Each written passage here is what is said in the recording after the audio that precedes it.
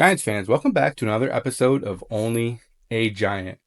Obviously, thanks so much for joining me. We're here to talk about Black Monday, Giants Philly, although we won't talk about that too much, off season, and maybe a little bit more.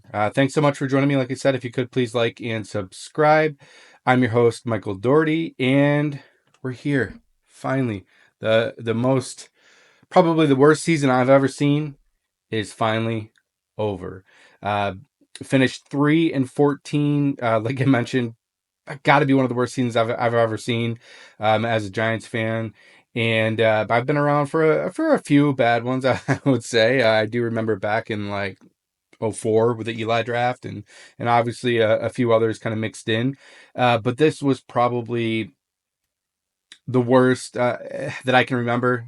Just injuries, quarterback play, uh, media storm, HBO Hard Knocks, kind of just everything, with that kind of brought this year together. The Saquon stuff, uh, Xavier McKinney having a great year, just made this such a bad year. And to make matters worse, obviously you have the quarterback issue with Daniel Jones, and then cutting him, and moving on, which is where we're at now. So obviously today being Black Monday, a lot of coaches will lose their jobs today, maybe GMs as well. A few have already been announced, like Doug Peterson. But for the New York Giants, already announced that they are keeping Joe Shane and Brian Daboll. I think I don't want to say it's the right move, but at the same time, I think it's a move I can get behind. If it was me personally, I think I would fire both and just move on. Let's get a new coach in here. But at the same time, obviously, you do want, some type of continuity. Uh, but what I really I didn't want the Giants to fire Brian Daboll and keep Joe Shane.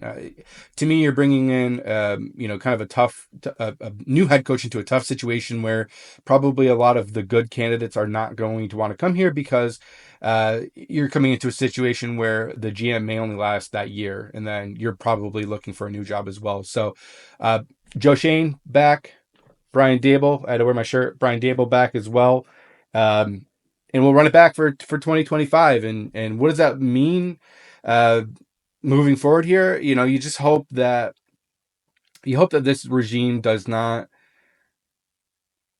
panic pick a quarterback, and I think for the most part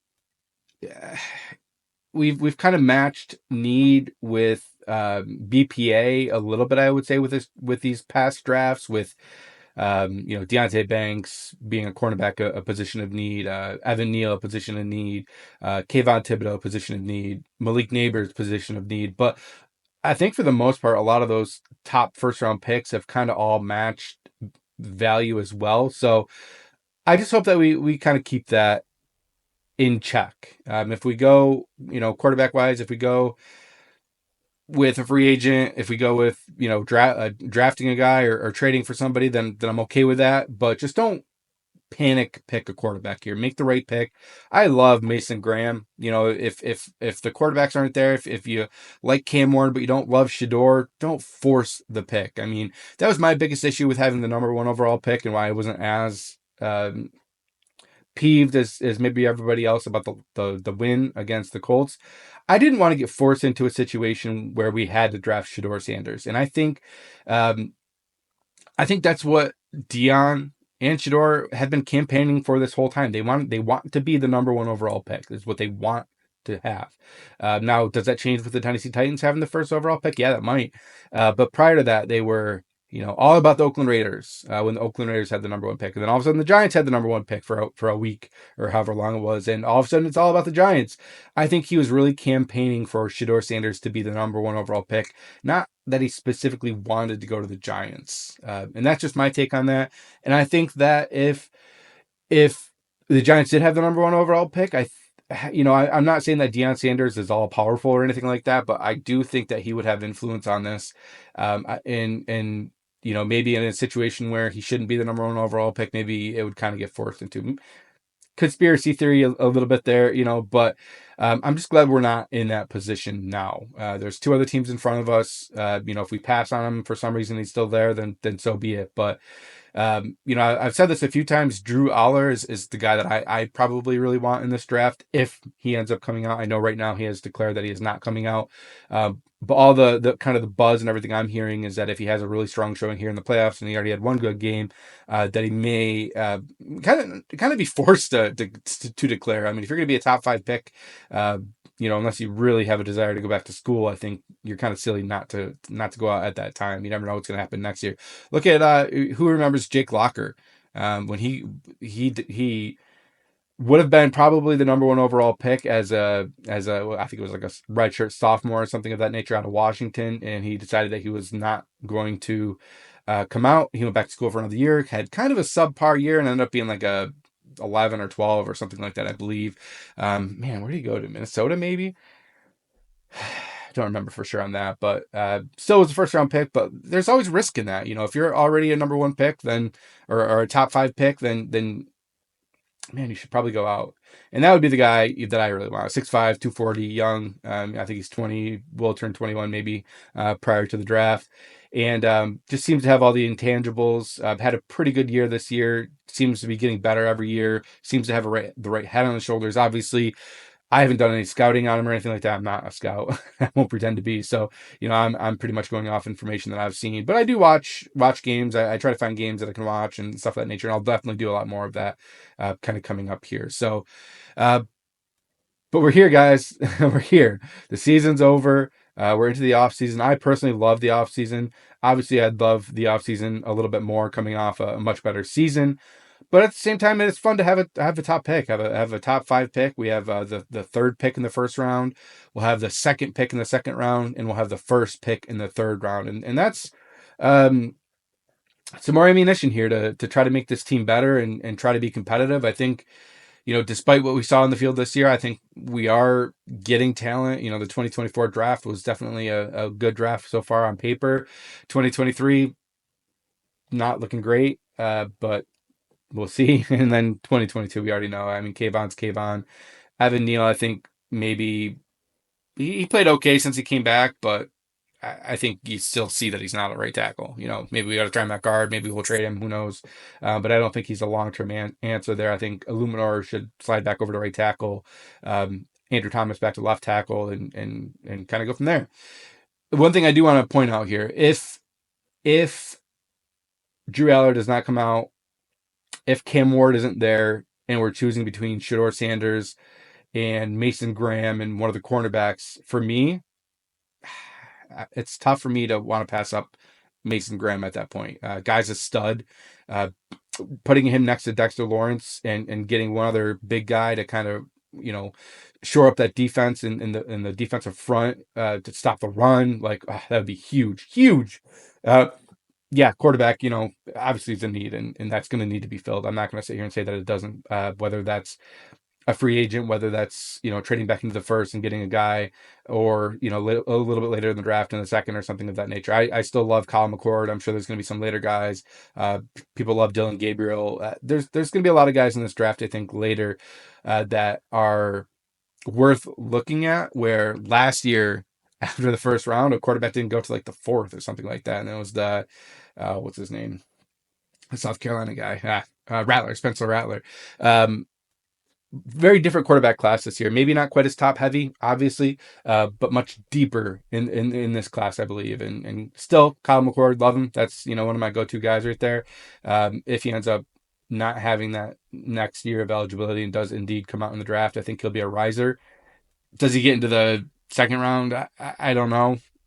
Maybe. And we'll see what happens. But yeah, obviously the other news, and we kind of already touched on it briefly here, is that Brian Daboll and Joe Schoen are staying. Once again, I had a feeling that was going to happen. That's kind of what I expected. I did not want the Giants to hang on to Joe Schoen and get rid of Brian Daboll. So good with that. I think we had kind of already covered that a little bit at this point. And guys, it's tough to remember this, especially with the way the NFL is, but Brian Daboll was the coach of the year in 2022. Now, I think that year really kind of screwed the Giants, screwed Brian Daboll because they were anticipating this to be a rebuild, and then you win in 2022, and then you kind of have to speed up the whole process, and then come to find out, shit, maybe we shouldn't have done that. Um, I only thing that I can say about that whole thing too is I gotta assume there's a lot of pressure from John Mara, or at least some pressure here to sign Daniel Jones long term. Uh, and that proved to be a mistake. If that was strictly Joe Shane's call and strictly Brian Daboll, and that's what they wanted, then you know, I guess it's tough because he had a pretty good year, and you're kind of betting on the upside at that point. That was the first year in Brian Daboll's system, and he looked good, but um, I don't know. Tough call on that, but it is what it is, and he's not here anymore. So, what else? Obviously, rambling a little bit here, but just kind of happy and excited that the season's finally over, which is sad, but it's where we're at right now. Um, Black Monday's done with the Giants. We'll see what other coaches get fired, who gets hired. Should kind of get us in the fast track here as far as scouting, getting to the Senior Bowl, and kind of other things at that point. So we'll be excited to see what happens there. Um, Obviously, quarterback's gonna be a hot topic, and who's gonna shake free in free agency? Are there gonna be any trades? What's gonna happen there, and who are we gonna rely on next year, and how are we gonna build this team? As far as the Eagles Giants game, I don't really want to talk about it too much. I mean, I think a little scared that we were going to pull it off and win that game, and we didn't. So I'm happy that we were able to stay top four, and then obviously third with the Patriots winning. Um, the game itself, nothing to write home about. I mean, some good plays by Malik Neighbors, a couple good runs by Tyrone Tracy. Uh, Kayvon, I think, had a sack. Drew Lock looked like Drew Lock. The touchdown pass that he did have was a good throw. Looked like he was getting pressured, and he kind of just turned and chucked it. And then Malik Neighbors made a play to get the touchdown. But that's really what I look at that. I assume Drew Lock probably isn't back, but we'll see. If we bring a rookie quarterback in, maybe Drew Lock would start the year as a starter, or at least have that chance to compete as a starting quarterback, depending on who we get. I just, once again, the biggest thing for me is I just did not want to be forced into Shedeur Sanders, just because I feel like Shedeur Sanders and Deion Sanders is trying to make that happen. My prediction of the game, I think, was like 34-14 or 31-14, something of that nature. Obviously, Giants winning. Glad that didn't happen once again. What else, guys? I mean, Senior Bowl coming up. That's definitely something we'll watch. We'll start getting some, tea leaves with free agency and stuff of that nature. That always kind of happens. Scouting combine will be coming up. Obviously, we have the playoffs. I think I may do a little playoff preview, maybe, or at least a playoff prediction, maybe later in the week here. Just really, really kind of pumped and excited to be here.